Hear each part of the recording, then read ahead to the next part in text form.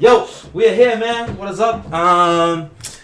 We are here with the greats, the one and say only, it again. the legend, The one and only. right here, man. We're super excited to get into this. Again, if you like the content, make sure to subscribe, follow our journeys. We'll have it below. But other than that, man, yeah, we're just here to interview you, my brother, chat it up, all that good stuff, and just just get to know you a little bit better. And yeah, we're just super chill about this stuff, to be honest.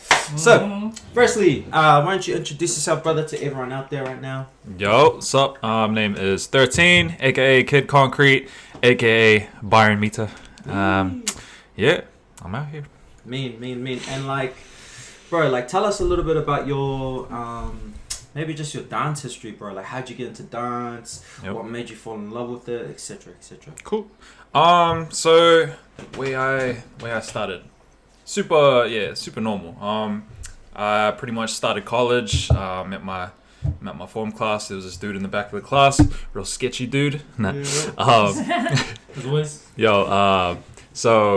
up being really good friends with this dude, and he I caught him watching something on his little iPod. It was this big, but he was watching videos, and I was interested, and I was like, "Oh, what you watching?"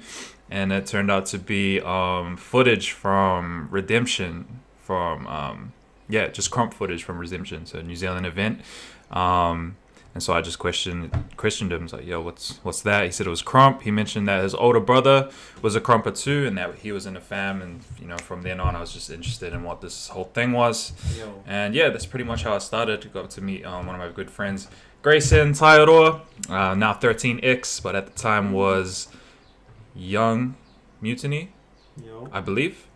And then just from there, ended up hanging out. Met some other friends from college. They were dancing too. I kind of just sidelined it, just watched. And then how I got my name though is a weird one. So my friend's older brother, Mutiny. First time meeting him, we didn't like each other. Damn, for real? Yeah. Because he was a smart ass. Yeah. And I was a little angry boy, and didn't like to be spoken to in a certain way. So he came in, and it's the typical big brother ripping on his little brother's friends, and but I was just the dude to talk back, and so we clashed instantly. We didn't like each other, and then one time. This is months later when I was kind of in the friend group now. We were, I wasn't into crump. Well, I wasn't crumping yet. I was just a fan. I was watching stuff, listening to crump music, watching them, hanging out with them. And there was this crump track. I think it was called the Heatmakers Anthem. Do you remember that one? Yeah. But it was sampled. It was sampled from this old school track, and me and my brother Thomas got me into crump as well. We were singing the lyrics of the track of the sample, and then Grayson's that's not the lyrics, and so we had this argument about the lyrics, and then Mutiny walks in, and he's siding with Grayson. My bad. He's siding with Grayson, saying this aren't the lyrics. Me and Thomas are these are the lyrics. We're having this massive argument, and Grayson's and Mutiny's mom walked through, and she's like, "Oh, I know this song because it's an old school song." Yeah. And we're "What's the lyrics?" And she said the lyrics, and me and Thomas were right, so we were bragging, shame, we were right, shut up. And then Mutiny goes, turn on the track, we're battling. And I was like, "Oh, cut." That's correct. Crazy. So you need to handle it out. So it was me and Thomas versus Mutiny and Grayson, and I'd never battled before or really danced in front of anyone. But somehow I listened to this dude and I jumped in a crop battle, and so we battled, and I did rounds, which was weird. And then afterwards he goes, "Okay, sweet, you can be boy Mutiny." And I was like, "Oh, yo, sweet." And he's like, "Yeah, just cut that Chris Brown crap out of you, that's not dope." Yeah, he was ruthless back then. So that's how I got into crump, and that's how I got my name. And it was real weird. That's correct. That's crazy, bro. Yeah. So I was back then, though. We'd look for any excuse to battle. Yeah. Someone says something wrong, you're like, "Yep, play the track." Yeah. Not crump related. Yeah. Mutiny was ruthless too. He was crump. Bro, and going back to Mute and stuff like that, how do you reckon the way that he brought you guys up in terms of your come up, how do you reckon that's kind of set you up for how you are now? Yeah. It's funny. I was talking about it last night with the bro Thomas, like, because we were talking about like, yeah, how I started and whatnot, and thinking back to it, Mutiny didn't really teach me a lot. Like when it came to the actual dance and like the techniques and whatnot, I really did a lot of that on my own. I just went and watched YouTube and, you know, figured it out for myself. But I think one of the best things I learned from him was just to do stuff. Like he was very much he forced us to do a lot of things and just throw us in, which at the time, you know, we didn't realize the value in that. But you know, now it's just taught me how to just do things and like actually just, yeah. Like he'd be like, crump, and we'd be like, how? And he's like, just do it. And then so, but that actually, you know, like shaped a lot of myself now. Even with like Konkrete, like I lived with him one time in LA, and he was saying, you need to do this, and I was like, well, how do you find like different types of that like movement? He's like, bro, just get there. And because I feel like, because I'm just realizing now, because Mutiny was like that with me when I was young. I was able to hear that and be like, all right, cool, and just got there. You know what I mean? Yeah. So like, it's crazy. It's a crazy mentality to have. And it's crazy how it like works out, because it's like the way that Mute was is exactly, or kind of the same way that Konkrete is, like kind of, or in that situation anyway. Yeah. But that's mad. Yeah. So That's super crazy. Yeah. So even though he like didn't teach me like the dance side, he taught me a lot of the mentality side, which is I'm grateful for. So man, that's mad, bro. Another question, just randomly, bro. In terms of your come up, because I remember watching you at Crumpnats 2011. And that was like real quick, like That real one quick. drill one? On Yeah, the that's the little one. stage? Yeah, Like on the one, little two, stage, bro. we didn't talk about that one. Next question. Oh, dear. So, in terms of your like first big event, what was it? What was your experience? And what did you kind of learn from it? Yeah, I mean, I guess that was my first big one. Yeah, Really? I guess so. I think apart from just like a couple of street battles here and there.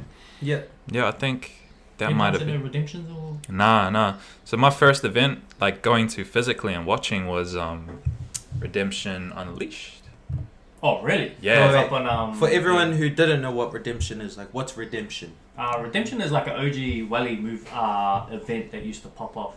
I came in around Redemption 2, just after Redemption 1. But if you look up the first Redemption, you'll even see like Izzy dancing there, Angel, Patrick Godney.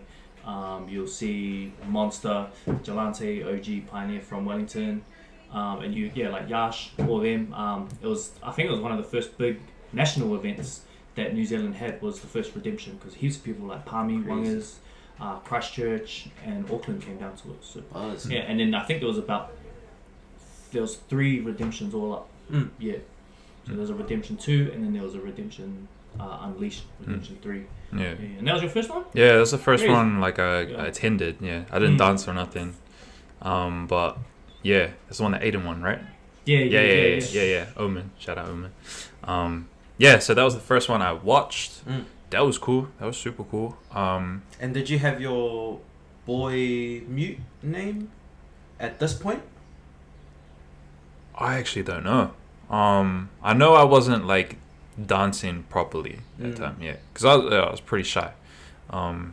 So it took me a long time to actually get into it. Buzzy. I think I might have had the name, because I was hanging out with them, but whether I was dancing yet, I can't remember. I don't think so. Crazy. Yes. Yeah. So you're saying that 2011 was your first like big event? I think so. This is the one. Yeah, I think so. Yeah, so I'd had like a bit of practice by then, but I think in terms of like entering, I think that's the first one. Yeah. That's mad, bro. Yeah. What was the kind of experience like for you? I mean, because there's heaps of people like that'll be watching this that are kind of like, you know, in that same type of point in their time or in their life where they're like trying to be on the come up. And so, what was your experience? And then kind of, just share a little bit, eh? Yeah. Yeah, it was good. It was different because especially from the ones I had seen like on the footage, because I had watched a lot. I think I watched more than I danced. But this event was different because we were like single person on a stage, and like the hypers were behind the stage, like behind a fence. Yeah, it was behind the fence. Yeah. So I was like, oh, this is different. It felt kind of like a showcase, I guess. But I don't know. Like, I remember, because I'm like quite a competitive person. Like, even though I was just starting out, I still wanted to whoop everyone. And I already knew of JCB at the time. JCB, now Drill. I already knew he was like the best, or like that's what people were saying. So I had this mentality of I wanted to whoop him. Now he's your little homie, yeah. Yo, now he's in the fam. So yeah, Ghost 13. So yeah, which is super weird. But I had this mentality of I wanted to beat that guy because he was the best. Kidding myself when I was at the time. Like now I realized I was like I wasn't. That's the mindset people need to have though, going into these tournaments. You know? Yeah. It's dope. Yeah, I was always just wanted to win, but against the best person, or it didn't matter to me. So that's how I felt. And I did something which I thought was dope at the time, but then I got one rounded. I got killed. Yeah, which is why I said skip the question. Oh, good. It's happened to used to. It's happened to all of us. This is the only time I've been one rounded, and it was by Drill, JCB at the time. So, but it was a good lesson though, because at the time, you know, like I was new and I was kind of getting dapped up from my boys, so it felt good. But there was a good lesson to get smacked like that. And I think that was one of the first things that like made me go and practice properly. Well, not properly, but it was a big motivation for me to practice. Yeah, but I definitely wanted to smoke everyone. Didn't happen, but yeah, that's kind of remembering back on that. So I was. That's mad, bro. And then from there, so we're like at 2011 Krump Nats. It didn't go your way, and so what did your journey look like from that point? Yeah, it's weird. Like I don't remember a lot of it because I feel like I wasn't fully invested into it yet. I just knew this was something fun, this was something challenging, and I wanted to beat everyone. Well, anything I did, I wanted to beat everyone, which is it's just how it was. But I didn't like losing, so that definitely made me practice a bit more. But then I think at the time I just wanted to dance a lot more because there wasn't heaps happening at the time. Like it was kind of like I got introduced to something dope. It was challenging and it was fun, but there wasn't a lot going on. I think it was like once a month sometimes if it happened, and because my parents were strict as well, it was hard for me to get there since it like started late. So I was kind of just like not a lot going on, but when stuff happened I was just real keen to get into it because I realized that this doesn't happen a lot. So that's right. It was like the last Sunday of every month. Yeah. And if shout out to Nate, if I didn't have a ride home from Nate, it was a low chance of me being able to come to the sessions. So I kind of just wanted to dance a lot, and just battle people. I think that's pretty much what it looked like for me. That's mad. And then like, you know, in terms of like you battling nationally, let's maybe step outside of New Zealand and then tell us your experiences across the world, bro. Like what was your experiences? What have you done? So that's like when I really started, or when I decided, okay, I want this to be something I'm actually really, really good at. Was when I went overseas. Me and the partner, we went overseas, like a little OE thing. So we moved to the UK just for like travel and experience and stuff. Krump still wasn't like on the mind it was just a passion, but it wasn't like a passion. Anyway, so I linked up with the London scene, the London Krump scene, and again, bro, I was super shy. I rocked up to I think about like 3 sessions. I didn't even dance. I just watched. I linked up with Cyril. So Cyril didn't really know who I was, but I'd messaged him, so he kind of knew I wasn't just some random, like just showing up like 5 times in a row. But yeah, I came there and I saw the level of dance and like what they were doing. I think I saw a EBS qualifier there too. And I saw the level and the opportunity that was going on there, and I thought, wow, like I didn't realize it could be like this. Yeah.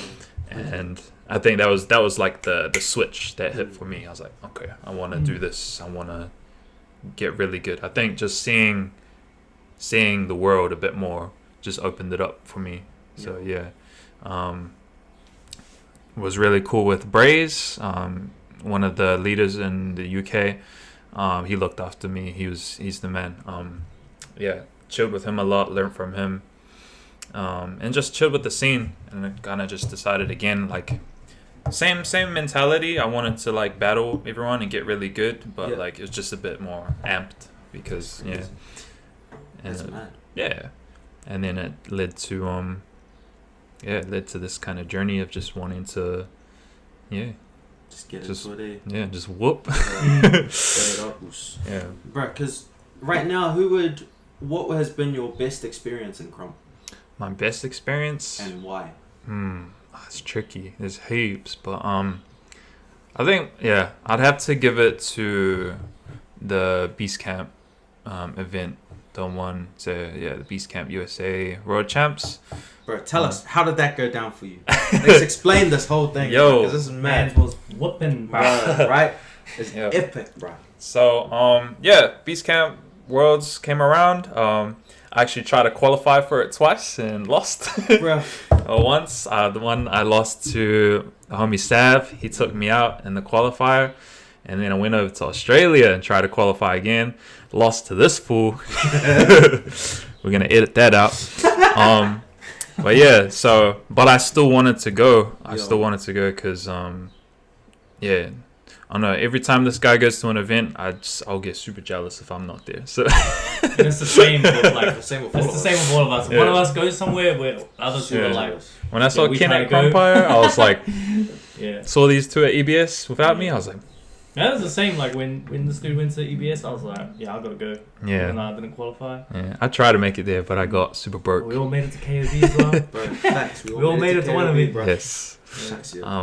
But yeah, so I ended up still going, to support, but also to like enter as well. I also wanted to enter.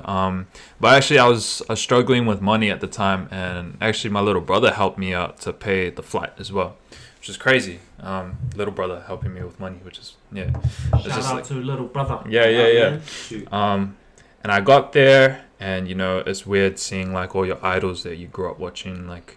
It's like YouTube, but like real. And you look and you're like, shoot, that's that, and you're taller and you're shorter than I expected. Right. But it was weird seeing them all, and it was just a dope atmosphere. Plus, it was like one of my first times like meeting the Konkrete fams and chilling with them. So it felt cool to have like my international fam, but plus like my actual boys beside me as well. And I just went to enter. And I don't know, I kind of just felt like my whole mentality for that event was like, I'm a Konkrete, or at that time I was a Konkrete, but people still don't really know me. I'm kind of like just this. In my head, I said to myself, I'm a nobody. So nobody's expecting me to win. I shouldn't win because of the caliber that was there. Like I'm looking around like these people, like I study these people. I shouldn't win. So F it, you know what I mean? So I just did it. And I was calm. Like, I think in my head still, I feel like when I'm calm and when I'm like in my bag, I feel world class. I feel like I could beat these people, even though I study them, even though I look up to them. I still feel like I could beat them. But I understand that like they're amazing, and I feel like I'm still a student. At the time I was just like, I shouldn't win, so like nobody's expecting nothing, so I'm gonna just do it. And I got matched up with 730. I was like, damn, it's 730. But it's like, again, I was just chill. It's like, whatever, if I lose doesn't mean nothing, I'm a nobody anyways. So but then I won. I matched up with Rowdy, And it was weird because I was just feeling real good, and I could just see everything happening. And I was watching Rowdy, and I know who Rowdy is. And I know he's amazing. He's under eyes, crazy. But I was watching him, and I was just seeing things differently. Like, oh, he's not doing this. I could do that. So I did. So I did it, and I won. I was like, shoot, like this is really, it's doable. Yo. And I got matched up with Trix, and I've been watching Trix for years. Like, Man, that boy is yeah, crazy. and he's, yeah, his tournament success rate is good too. And but again, the mindset I was in, I just watched him and I was just picking it apart, and I was like, he's not doing this, so I'll do this. And then I did it, and it worked, and I got the dub, and I was like, wow. And that's the one you had tiebreaker with Trix. Was it Trix? No, it was just 2 rounds. So we went it was 2 rounds. Yeah. Yeah. I felt real good. I just felt like I felt real light, like no expectation. I was just cool. I was in the zone. And then so I made it to the finals, and it's a shame because the finals were the next day. And I went home and I was like, yo, I'm in the finals. Like, I could win. Like, this is dope. And then it sunk in, like, oh, I could win. That's crazy. Yeah. And when that moment happens, appreciate. Yeah. And yeah, I'm kind of gutted because it gave me a whole night of just thinking. And I think I overthought it way too much. I was like, I could win. I could do this. What I got left, what material I have, I could do this. Whereas like on the day of the first day, I was just like, I'm gonna do this. Yeah. But it gave me too much time to think. I think I psyched myself out. Crazy. And yeah, I still did. Like I got a tiebreaker of J and Y, which is I'm proud of. Hell yeah. But I still feel like when I watch the footage, I know for a fact I'm not all there. And yeah, so that taught me a lot too. I realized that, you know, I have the skills, but it's the mental game that still needs work. And it's the mental game that is really, I feel like it's super important. Yeah, and that taught me that even more. That's crazy. That experience. So it's still something I'm battling today because I'm still nervous, still hella nervous. Like even at the sessions, like these are my bros, I still get nervous. It's weird. But you know, I just realized that this is just who I am. It's something I got to deal with, and it's just a battle. It's more than just physical ability; it's thinking too. So yeah, it was a good experience. Yeah, I think coming that close and not getting it has just fueled me a bit more. So yeah, 100%, bro. And then like even from here, bro, like what's the goal now for 13? Yeah. What's next? I wanted to sounds funny. I want to win a world event just to be able to like let people know that it can be done. I think like even just making it to the finals, like it's still, I kind of achieved that a little bit, like 100. Especially like when people get to know me, like, you know, just a normal guy. Yeah, you can do stuff, bro. Like you can go out and win, but I still, like I said, like not getting it is still, I got this desire to win it. Yeah, 100. just to show, like, because I already know. Like I feel like my skills wise is good, but it's the mental game for me. Just to be able to overcome that with the pressure again of, you know, it's there, so close. Like I feel like that's a wall that I want to overcome. So yeah, that's a goal. But then other than that, it's just being able to do what I love, provide for myself, my people around me, and I'm kind of just on this dance journey and seeing where it goes. Hell yeah, man. But that's definitely a goal that I want to overcome. Yeah. Hell yeah, bro. That's mad. And then like, you know, in terms of where you see dance in New Zealand, like what are some things, like say for example, someone who is watching this is an inspiring like battler or dancer, like what are some tips that you can give to them, to the next gen, in terms of like how to, I don't know, basically be better? Yeah. I feel like the biggest thing is just to kind of take a page out of Mutiny. Yeah, just do it, bro. Like honestly, like that's the only way. It's just to jump in. I know I feel like a lot of people want to jump in when they feel ready. Guarantee you that they will never come. You will never feel ready. You just gotta do it. Jump in. That's the biggest thing, is just jump in. And I know, like, I keep coming back to this, me being a nervous person and taking so long to get into the dance. I always bring it up in classes too, because now that I think back about it, it took me like a year or so to like drop around.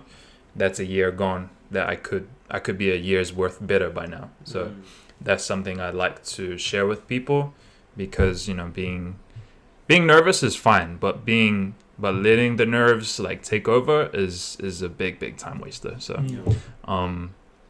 you just gotta jump in and do it. Also, like, just realize that you can do stuff. You can really do it. I mean, we proved that. He proved it. You know, he's whooping people out here. Like, like, we just trained hard and did it. Like, that's really all there is to it. So facts. Yeah. That's mad. And like, you know, if anyone's interested in like trying to learn from you, trying to train with you, like, what are some options that they can where can they find you, pretty much? So I teach weekly at a few studios, but I also do private trainings as well. So I have my own private training program called the XIII Experience. It's pretty much just private sessions. It could be one-on-one, but it also can cater to like crews, or if you work better in groups, we can organize that. But basically, it's like a 3-step thing. First step is just a conversation, finding out what you need. I can introduce myself, you can introduce yourself, find out what you want to get out of this. Step 2, I'll craft a session for you based off of our conversation. Make sure that, you know, I'm catering to what you want so that you get the best experience. And then step 3 is just, you know, setting up the date and actually doing the training. So that's pretty much how my training sessions go. And to set that up, all you have to do is just DM me on Instagram or Facebook. So Instagram is at 13 XIII_everything. Facebook is Byron Mita, or email if that's something, if that's better for you, is just mita.byron@gmail.com. We'll put them down below as well. Super easy. I mean, the first step is free. It's all free until we get to actually booking the thing. So if you want to come and find out whether it's for you, first step is just a conversation. So come on over. That's dope. Thanks, bro. Shoot, man. And I think I mean, do you have any other questions? No, you pretty much did everything, bro. Oh, yeah, good. Feel a little bit of a sting over there, bro. No, you're good. I mean, like, I'm big chilling, bro. I'm chilling. But other than that, bro, again, super grateful that you could come through, share a little bit of light into your story. But I mean, even like the whole mutiny thing to the first like Krump Nationals in 2000. Well, the first one that I was at, as well as you. Cause that was crazy. Like that was my first. That was my first Krump National, and I was just sitting there like a little like rookie, just like. Yeah. Just seeing everything. But it was mad. Like it was actually super fun. So seeing your journey from my point of view, from the outside looking in, bro, it's been super crazy. And I remember you freaking killing it. We've battled so many times, bro. So many times. So I even like to say, like, especially with these two, like there's always a sense of like we're brothers. But it's always like game on, bro. It's always a chess match. It's always like game on. And so I feel like, just being a part of your journey in terms of like how you've grown, how we've gone back to back in terms of battling. Like you've helped me, like grow. And so just to see you at this point, bro, you know, after all the accolades and the worldwide travel, the worldwide recognition, like, bro, not many people know this, but in Japan, this boy was a freaking superstar. Mr. Famous. Whatever, like we'd walk into a room and they'd be like, "Oh, hello." And again, because I've seen people from Crumpire, so I'd get the like, "Oh yeah, oh, KIDD 13, oh KIDD Konkrete, bro." It was hilarious. You got one of those though. I met someone You guys be humble, enemy. Wait, bro, we went into the heavyweight session and we were together and someone introduced, I think it was Prince Twigs introduced us to, is it Seoul from China? Is his name Seoul? Yes. Was it Seoul? Nah, I don't think it was Seoul. One of the main crumpers from China was there, and he introduced us. He introduces me first. He goes, this is 12 Bad Beast X. Hey, yes, nice to meet you, Beast Cat War. And he goes, yes, Junior Street Beast. He says, world champ. Wait. I was done. I was like, I'm gonna just go get a water. I was gonna stretch over here. I got one though. Alright, how about the first time we went to EBS? I was chilling with this dude, and he was our New Zealand rep, right? And I'm rolling together with him. He's a bad beast. He's a qualifier. Literally standing right next to this dude. We meet a group. I think it was from Korea, and I think it was people from Korea, and they were like, this is Bad Beast X, and they were like, hello, and then I was like, put my hand out. They straight up walked off. They straight up. Remember Whiphead? When he walked past, I was like, "Sup, bro?" And he walked straight past me. Well, they straight up shook this man's hand, looked through me, and then walked off. And I was like, "Okay, I gotta go." Yeah, he walked straight past me, bro. I was like, yo. It's like, damn, must be nice Bro, being in a. Funny. Our first time experiences over at EBS or like meeting world crumpers is the funniest because nobody knows us. Like, hey, look. Some people have their. It's bad. It's toxic. Famous pants on. Well, they're just so focused on the tournament and they don't care. So it's like we just laugh about it now. It's too funny. It's probably that they're just too focused, right? Probably, you know. People. It's got nothing to do with the fact that famous. nothing to do with the fact that I wasn't on Konkrete yet. Oh man, but shoot, I mean, yeah. Again, saying all of that just to say, like, bro, you've come a long way. I'm super excited for the future, bro. Because, bro, this guy has been killing sessions lately. It's only gonna get worse, bro. It's gonna get super bad. It's only gonna get worse. It's annoying, but that's good because now we have to make sure that we're still on. Yeah. But again, bro, 13 in the building. KIDD Konkrete, one of the best dancers in the world, right here. So yeah, bro, appreciate your time, my brother. Appreciate you. Hey, feel good to be on the channel now. Yeah. Make sure you follow the socials too. We put them down a few times. So.